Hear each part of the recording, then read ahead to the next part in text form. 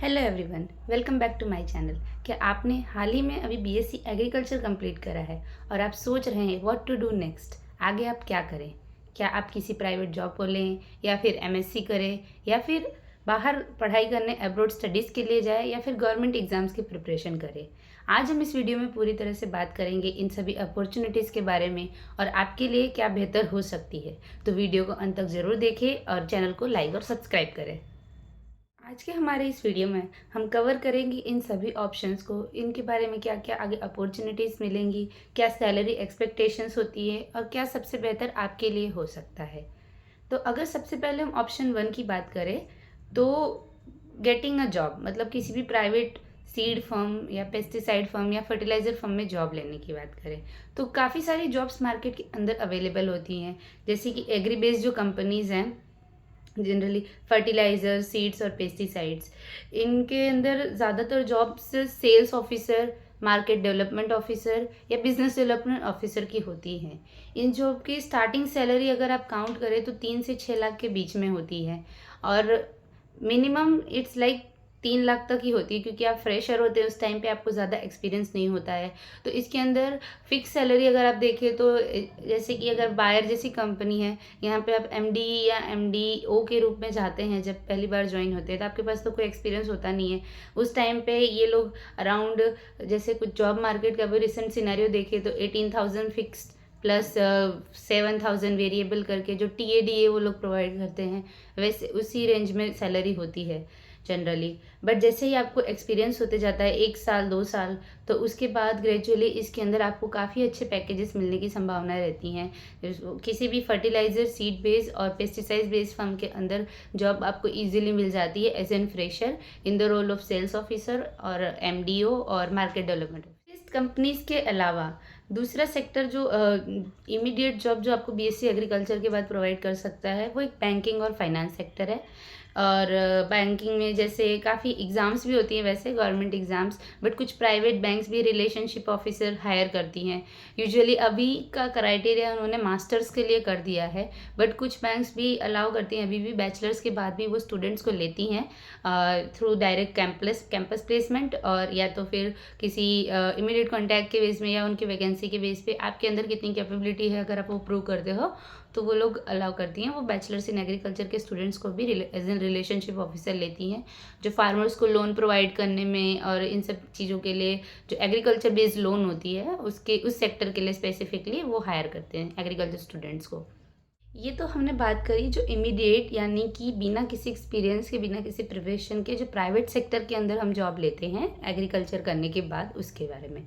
इसके बाद आता है जो एक गवर्नमेंट सेक्टर होता है कि जो बैचलर्स इन एग्रीकल्चर के बेस पे जो जॉब्स आप लोग कर सकते हैं।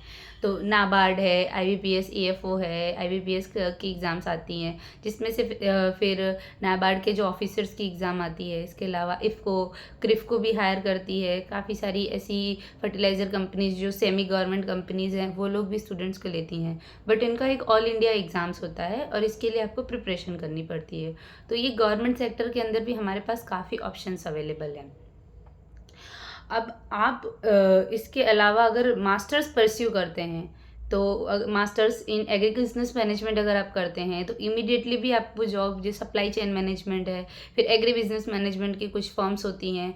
और अभी तो एक नया सेक्टर जो एफपीओ का सेक्टर खिला हुआ है, उसके अंदर भी एग्रीकल्चर बेस्ड जो स्टूडेंट्स होते हैं उनको काफ़ी अच्छी सैलरी के साथ जॉब्स मिल रही हैं।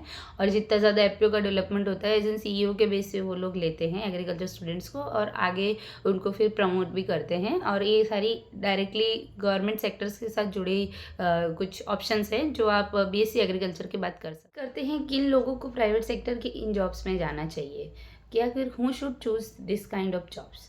तो पहली बात कि जिनका फाइनेंशियल बैकग्राउंड थोड़ा वीक है और तुरंत ही मतलब पढ़ाई के बाद तुरंत ही अर्न करना चाहते हैं, मतलब वाना अर्न इमीडिएटली, तो उनको ये सेक्टर चूज़ करना चाहिए। एग्रीकल्चर कॉर्पोरेट सेक्टर का अच्छा एक्सपोजर मिलता है इस फील्ड के अंदर, इसके अंदर। और पर्टिकुलरली अगर आपको खुद में कॉन्फिडेंस है कि आप सेल्स, मार्केटिंग और एग्रीटेक बिजनेस के अंदर काफ़ी ज़्यादा इंटरेस्ट रखते हैं, तो उनको ये सेक्टर डेफिनेटली चूज़ करना चाहिए, क्योंकि इसके अंदर ग्रोथ पॉसिबिलिटीज़ काफ़ी अच्छी होती हैं।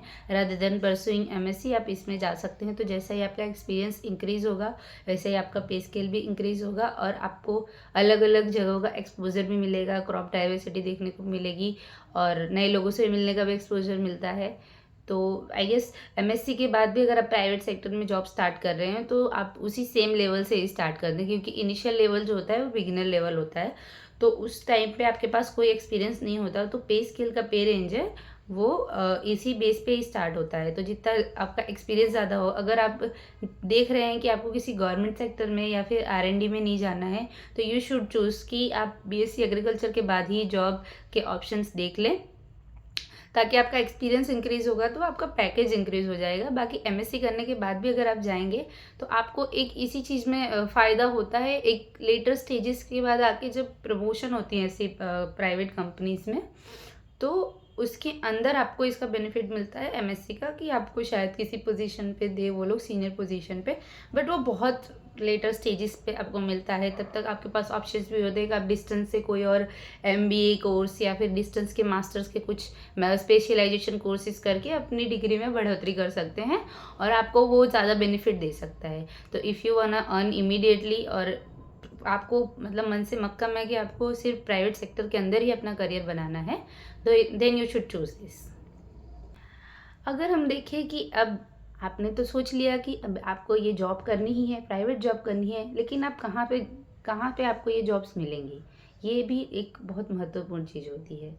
तो सबसे पहले एक फाइनल ईयर का जो आपका रावे का प्रोग्राम होता है, बैचलर्स ऑफ एग्रीकल्चर कर रहे हैं, तो आप 50 कंपनीज़ को आपको एक्सपोजर मिलता है, सीड कंपनीज आती हैं। पहला तो ये है कि कैंपस की जो प्लेसमेंट होती है उसमें हायर हो जाओ, किसी अच्छी सीड कंपनी को या पेस्टिसाइड कंपनी को ट्रैक करो और उसके बारे में, कंपनी के बारे में अच्छे से जानो कि कंपनी क्या कर रही है, उसके नेक्स्ट क्या सालों के गोल हैं और तुम इसमें क्या कंट्रीब्यूट कर सकते हो, और अपने में कॉन्फिडेंट रहो और कैंपस प्लेसमेंट को क्रैक करो और वहाँ से जॉब ले लो। सेकेंडली, एक आप ये कर सकते हैं, एक्सटर्नली आप अपनी एक लिंक्डइन, जो अभी जॉब और कैरियर के लिए काफ़ी अच्छी सोशल मीडिया प्लेटफॉर्म माना जा रहा है, जिस पे आप किसी भी बिजनेस के बड़े से बड़े लोगों से कनेक्ट हो सकते हैं। तो अपनी लिंक्डइन प्रोफाइल को स्ट्रॉन्ग करो। कैसे करेंगे स्ट्रॉन्ग? तो उसके लिए आप रेगुलरली क्या चीज़ें सीख रहे हो उसके बारे में सिंपली डालें। आप किस चीज़ के बारे में ज़्यादा केयर करते हैं, क्या आप किसी फार्मर से मिल रहे हैं, क्या नई एक्टिविटी कर रहे हैं, इस चीज़ से आपने क्या सीखा, ऐसी सिंपल सी छोटी छोटी चीज़ें भी आप वहाँ पे डालें। और नए नए कंपनीज़ के जो अच्छी कंपनीज़ के जो बड़े रेप्यूटेड लोग हैं उनसे कनेक्ट करें, वहाँ पे उनसे अप्रोच ले। एक स्ट्रॉन्ग लिंक्डइन प्रोफाइल आपके लिए कैरियर्स के बहुत सारे ऑप्शंस खोल देती है, तो इस पे ज़रूर फोकस करें। इसके अलावा आप अपना अच्छा सा रिज्यूमे बनाएं और उसको आप नौकरी, फिर इंडीड है, ऐसी प्रोफाइल्स पे, लिंक्डइन के जॉब सेक्शंस में हर जगह अपलोड करके रखें और अच्छी जॉब्स के लिए अप्लाई करें वहाँ से directly, then you will get a good job. Apart from this, industry reference is a very big और कीन थिंग, कि मतलब आप किसी अच्छे लोगों को, रेप्यूटेड लोग को जानते हो तो वो आपको रेफ़र करेंगे एक कंपनी से दूसरी कंपनी, क्योंकि until and unless you are not building a good connections with everyone, like with whomever you are meet, मतलब आप किसी से भी मिल रहे हैं, किसी भी जगह पे मिल रहे हैं, तो at least you should build that connection कि वो आपको आगे चल के हेल्प करे। सो ये बहुत ज़्यादा मदद करती है एक पहली जॉब क्रैक करने में। एक बार आप किसी एक पट्टे पे चढ़ गए, मतलब आपको एक जॉब मिल गई, उसके बाद फिर सेकेंड, थर्ड, वो क्रैक करना ईजी हो जाता है, but getting first job is a खुद के ही एक बड़ा टास्क होता है। अगर आप वो खुद से ले रहे विदाउट किसी के रेफरेंस से, तो वो ज़्यादा बेटर मैं मानती हूँ। इसीलिए अपने लिंक्डइन प्रोफाइल को हमेशा स्ट्रांग रखें, एक अच्छा सा रिज्यूमे बनाएं और कनेक्ट करें लोगों से, ये ज़्यादा हेल्पफुल रह सकता है आपके लिए। लेते हैं ऑप्शन 2 की। ऑप्शन 2 है हमारा मास्टर्स करें अगर हम आगे चल के। तो अगर एमएससी एग्रीकल्चर कर रहे हैं तो क्या क्या कोर्सेज है जिसमें हम स्पेशलाइज होंगे, तो एग्रोनॉमी है, ब्रीडिंग है, हॉर्टिकल्चर है, प्लांट पैथोलॉजी है, सोशल साइंस है, सॉइल साइंस है। तो ये जो सेक्टर है, मतलब आफ्टर एमएससी आपके लिए एक टीचिंग सेक्टर के जॉब्स को ओपन कर देता है। जैसे कि असिस्टेंट प्रोफेसर है, किसी यूनिवर्सिटी के टीचर है, उसके लिए आपको अपॉर्चुनिटीज़ क्रिएट होती हैं, क्योंकि आपने किसी सब्जेक्ट में आप मास्टराइजेशन कर लिया, आप मास्टर हो गए उस सब्जेक्ट के लिए, और आगे चल के आप इसमें पीएचडी भी करके डॉक्टरेट भी बन सकते हैं। तो अगर जॉब अपॉर्चुनिटीज़ की बात करें आफ्टर एमएससी, तो जो असिस्टेंट प्रोफेसर तो है, इसके अलावा प्राइवेट जो एग्रीकल्चर रिसर्च बेस्ड फर्म्स हैं, मतलब आर&डी जो करती हैं कंपनीज, जैसे सीड कंपनीज है, तो सेल्स ऑफिसर तो आप बीएससी एग्रीकल्चर का हर पर्सन बन सकता है, बीएससी एग्रीकल्चर जिसने किया है, लेकिन सीड का जो रिसर्च है वो कौन करेगा? तो एमएससी को किसी उस सब्जेक्ट में जो मास्टर्स है, सीड साइंस में जो मास्टर्स है, वो पर्सन ही कर पाएगा। नहीं हाइब्रिड डेवलप करनी है तो ये जॉब अपॉर्चुनिटीज़ एक सेपरेट हो जाती हैं स्पेसिफिकली मास्टर्स के स्टूडेंट्स के लिए। और कॉर्पोरेट का जो रिसर्च एंड डेवलपमेंट है उसके अंदर भी आपको काफ़ी अच्छी हाई पेइंग, मतलब स्टार्टिंग के 5 से 9 लाख का जो पैकेज होता है उसके बीच में आप क्रैक कर सकते हो। असिस्टेंट प्रोफेसर की सैलरी अगर हम बोले तो 6 से 10 लाख के बीच का पैकेज आप क्रैक कर सकते हो। अब कुछ बेस्ट कॉलेजेस हैं इंडिया के अंदर जिसमें जहाँ का मास्टर्स करना काफ़ी वैल्यूबल गिना जाता है। IARI ऑब्वियसली ICR के किसी भी अच्छे रिसर्च स्टेशन से करा हुआ कोर्सेज बहुत वैल्यूबल रहते हैं। इसके अलावा पंतनगर यूनिवर्सिटी है, GBA PUAT, TNAU से अगर आप करते हैं, PAU लुधियाना में, इसका भी काफ़ी अच्छी रेपुटेटेड यूनिवर्सिटी है। इसके अलावा भी आनंद में आनंद एग्रीकल्चर यूनिवर्सिटी है। तो काफ़ी सारी यूनिवर्सिटीज़ हैं जो टॉप रैंक्स में आती हैं after completion of your bachelors. और आप MSc की GRF की एग्ज़ाम क्रैक करके इन यूनिवर्सिटीज़ में जाते हैं तो आपको पहले तो ICR की तरफ से स्कॉलरशिप तो मिलती है। कम पैसे में आप अपनी स्कॉलरशिप के साथ अपना मास्टर्स कंप्लीट कर सकते हैं और उसके बाद आप ऐसी रिसर्च बेस्ड फर्म्स के अंदर हाई पेइंग अच्छी जॉब्स क्रैक कर सकते हैं और ले सकते हैं। तो सैलरी एक्सपेक्टेशन अगर हम देखें MSc करने के बाद तो 5 से 10 लाख के बीच में स्टार्ट होती है। और R&D में अगर आप जाते हैं तो up to 20 lakh, depend upon which company you are applying और डूइंग इन द जॉब, उसके अंदर आपको मिल सकता है। किन लोगों को MSc चूज़ करना चाहिए अगर हम इसकी बात करें तो आपको अगर पढ़ना, लॉन्ग टर्म रिसर्च और पढ़ने में ज़्यादा इंटरेस्ट है, ठीक है, टीचिंग और गवर्नमेंट जॉब्स में इंटरेस्ट है या रिसर्च एंड डेवलपमेंट में काफ़ी इंटरेस्ट है, अगर आपने अपना बैचलर्स कर रहे हैं उसी टाइम में आपने जो प्रैक्टिकल्स के ड्यूरेशन में आपने देखा कि आपको इन चीज़ों को लेकर क्यूरियोसिटी है और आप चाहते हैं कि आप इस चीज़ में मास्टर करें और आगे रिसर्च फील्ड में जाएँ या फिर टीचर बने या फिर R&D में स्पेसिफिकली कॉर्पोरेट के अंदर जाएँ, तो आप MSc जरूर चूज़ करें। अब हम बात करते हैं हमारे तीसरे ऑप्शन स्टडिंग अब्रॉड के बारे में। तो वाई स्टडी अब्रॉड, अगर हम इसके बारे में बात करें तो आपको काफ़ी सारे ऑप्शंस अवेलेबल हो जाते हैं अगर आप बाहर जाते हैं स्टडी करने के लिए, जिससे कि आपको हायर पैकेज मिलने के चांसेस बढ़ जाते हैं अब्रॉड में सेटल होने के लिए। और PR के चांसेस भी हो जाते हैं तो काफ़ी लोग वहाँ पे जाके सेट हो जाते हैं। और अब्रॉड में भी काफ़ी अच्छी R&D and research based firms हैं, एग्रीकल्चर फर्म्स हैं जो कम्पिटिटिव ज़्यादा सैलरी अब अपार्ट फ्रॉम इंडिया की जो कंपनीज प्रोवाइड करती हैं उससे काफ़ी ज़्यादा सैलरी प्रोवाइड करती हैं। प्लस करेंसी का भी मैटर करता है कि वहाँ की करेंसी को आप कन्वर्ट करते हैं तो इंडियन करेंसी में काफ़ी ज़्यादा पैकेज हो जाता है आपका।